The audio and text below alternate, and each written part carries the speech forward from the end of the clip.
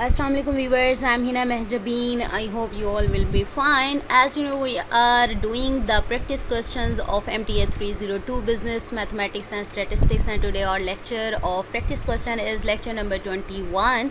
But today's lecture start करने से पहले अगर आप मेरे चैनल पर न्यू हैं then प्लीज़ मेरे चैनल को सब्सक्राइब कर दें, बेल आइकन को क्लिक करना मत भूलिएगा ताकि upcoming lectures, different assignments, quizzes and papers के नोटिफिकेशंस आप तक पहुंच जाएं.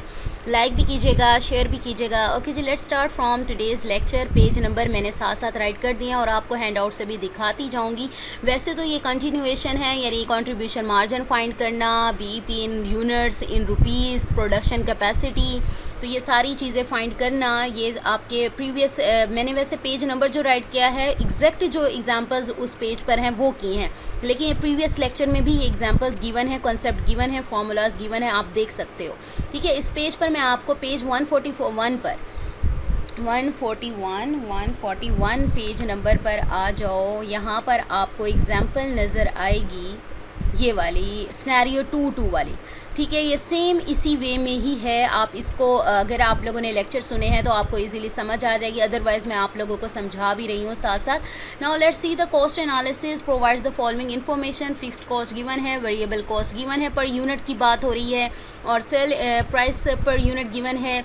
प्रोडक्शन पीसी यानी प्रोडक्शन कैपेसिटी को रिप्रेजेंट करता है. 320 पर यूनिट्स गिवन है, पर पीरियड गिवन है. Determine the BP in units if FC यानी cost fixed cost increase to 5490 and variable cost is 10% reduced.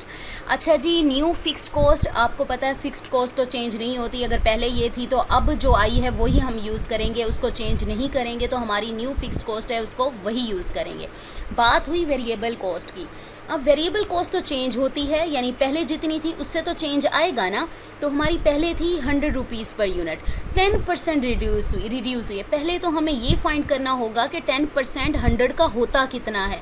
तो 10% ऑफ 100 या 10% of variable cost is equal to 10% multiply आपके पास क्या आ जाएगा, 100 आ जाएगा. यानी ऑफ लिख दो या 10%. अब 10 को 100 से डिवाइड करो 0.1 आता है, मल्टीप्लाई 100 करो तो आपके पास 10 आ जाता है. ठीक है, यानी 10/100 मल्टीप्लाई 100 करो, आपके पास 10 रुपीज़ आते हैं. तो अब आपको पता चल गया कि मेरी वेरिएबल कॉस्ट जो थी 100 थी, उसके 10 रुपीज़ जो हैं रिड्यूस हुए हैं. तो रिड्यूस को क्या करते हैं, माइनस करते हैं. तो टोटल 100 रुपीज़ थे, उसमें से 10 को माइनस करो तो अब जो न्यू हमारी वेरिएबल कॉस्ट आ जाती है वो 90 रुपीज़ आती है. अब आपको कंट्रीब्यूशन मार्जिन का मैं ऑलरेडी आप लोगों को प्रीवियस लेक्चर में मेथड बता चुकी हूँ. कंट्रीब्यूशन मार्जिन अगर पर यूनिट की बात हो रही है, क्योंकि price per unit variable cost per unit है, तो उसका फॉर्मूला होता है cell price per unit minus variable cost per unit. तो सेलिंग प्राइस हमें क्या गिवन है, आप देखें 150 है, माइनस वेरिएबल कॉस्ट जो कि हमारी न्यू वेरिएबल कॉस्ट थी 90 रुपीज़ है, माइनस करोगे तो 60 रुपीज़ हमारे पास कंट्रीब्यूशन मार्जिन आ जाता है. अब आप कहेंगे कि कंट्रीब्यूशन मार्जिन तो यहाँ फाइंड करने के लिए दिया ही नहीं था. जब कंट्रीब्यूशन मार्जिन फाइंड नहीं, अगर आपको बीपी इन यूनिट्स की बात हो रही है तो उसका जो फॉर्मूला होता है fixed cost divided by contribution margin होता है. अगर तो आपको कंट्रीब्यूशन मार्जिन की वैल्यू ऊपर इंफॉर्मेशन में डेटा में गिवन है तो आपको ये कंट्रीब्यूशन मार्जिन फाइंड करने की ज़रूरत ही नहीं पड़ेगी. लेकिन अगर ये इसकी वैल्यू गिवन नहीं है, आपने फॉर्मूले में यूज़ करनी है, देन आपको कंट्रीब्यूशन मार्जिन की वैल्यू भी फाइंड करनी पड़ेगी. अब पता चला क्यों फाइंड किया है. चलें जी, फिक्स्ड कॉस्ट हमारे पास है. फिक्स्ड कॉस्ट हमारे पास 5490 थी, डिवाइड बाई कंट्रीब्यूशन मार्जिन की जो वैल्यू निकाली, आप डिवाइड करोगे तो आपके पास इतने यूनिट्स आ जाएंगे जो कि उसने फाइंड करने को कहा था. नेक्स्ट आ जो क्वेश्चन हमारे पास है, अगेन सेम उसी वे में. पेज नंबर मैंने आप लोगों को दिखा दिया है. 137-38 पे कंट्रीब्यूशन मार्जिन, बीईपी इन यूनिट्स और रुपीज़ की जो फार्मूलाज हैं वो गिवन है. और 140 पेज नंबर है, उस पर ये जो मैं एग्जांपल करवा रही हूँ आप लोगों को वो भी गिवन है.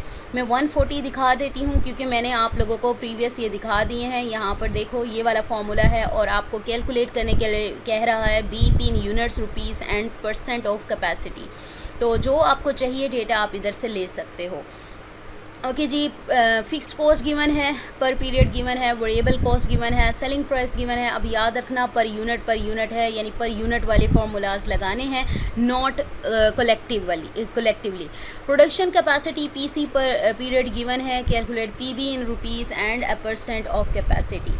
अब आपको क्या करना होगा, अब तो याद भी हो गया होगा आपको पीबी इन रुपीज़ का जो फॉर्मूला है पेज नंबर 137 पर था। 137 हम पेज 137 ज़्यादा हो गया, ये लो 137 पर आ जाओ। ब्रेक इवन पॉइंट का मैंने आपसे कहा था जब पर यूनिट की बात हो तो आप ये यूनिट वाला ये वाला फॉर्मूला करोगे, और जब रुपीज़ की बात हो वो भी पर यूनिट वाली, तो आप ये वाला करोगे। ठीक है, तो ये वाला फॉर्मूला आपने अप्लाई करना है, यानी fixed cost divided by contribution margin per unit multiply selling price. तो यहाँ पर ये आ गया। इस वजह से हमें कंट्रीब्यूशन मार्जिन अगर गिवन होता तो मैं फाइंड ना करती, लेकिन यहाँ पर गिवन नहीं था, तो कंट्रीब्यूशन मार्जिन का फॉर्मूला अगेन याद कर लें।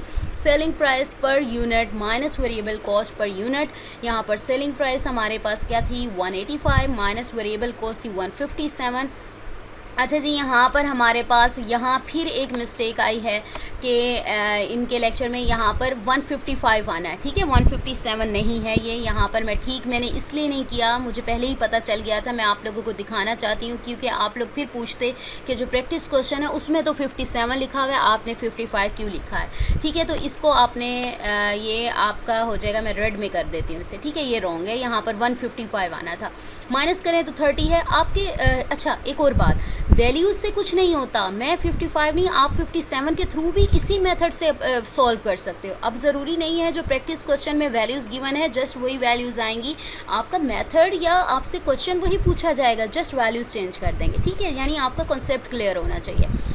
ओके जी, फिक्स प्राइस पे contribution margin multiply sales. Fix cost मेरे पास क्या गिवन है 3150 डिवाइडेड बाय कंट्रीब्यूशन मार्जिन निकला 30, मल्टीप्लाई सेलिंग प्राइस है 185, डिवाइड किया 105 आया, मल्टीप्लाई 185 करोगे 19425 आ गया।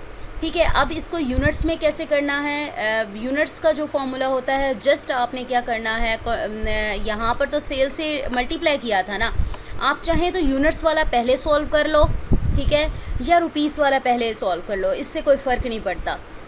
इसको इसलिए किया है जो PB as a percent of capacity का जो फॉर्मूला है हमारे पास, ये रहा फॉर्मूला पीबी इन यूनिट्स, इसलिए हमने पीबी इन यूनिट्स को इकट्ठा इसके साथ कर दिया है। Divided by production capacity multiply 100, ये फॉर्मूला है आपके पेज नंबर 138 पर। तो इसलिए मैंने यहाँ पर पी इन यूनिट्स जो हैं वो इधर किए हैं, अदरवाइज़ आप पहले भी कर सकते हो, कोई फ़र्क नहीं पड़ता। फिक्स्ड कॉस्ट हमारे पास गिवन है, डिवाइडेड बाय कंट्रीब्यूशन मार्जिन करोगे, आपके पास यूनिट्स निकले। पीबी इन यूनिट्स जो आपके पास 105 आए हैं, डिवाइडेड बाय पीबी यानी हमारे पास प्रोडक्शन कॉस्ट है, कैपेसिटी है। प्रोडक्शन कैपेसिटी हमारे पास 320 यूनिट्स गिवन थी, तो 320 आ गया हमारे पास, मल्टीप्लाई 100 यानी डिवाइड करो 105 divided by 320 will be equal to 0.3281, multiply 100 कर दो तो आपके पास 32.81% आ जाएगा। दैट इज़ द PEB यानी break even point as a percent of capacity. So we have completed the lecture number 21 here. The practice questions already बता चुकी हूँ। ये जो practice question है इसमें जो concepts given है या formulas given है वो most important है आपके पेपर के लिए, यानी subjective में आप लोगों के questions जो हैं वो इसी से related ही आते हैं। बाकी MCQs का मैं already आप लोगों को बता चुकी हूँ कि कोशिश किया करें latest quizzes करें और past पेपर से भी आप देख लें, questions भी देख लें, आपको आइडिया हो जाएगा। सो मुझे अपनी दुआ में याद रखिएगा, अपना ख्याल रखिएगा। टेक केयर, अल्लाह हाफिज़।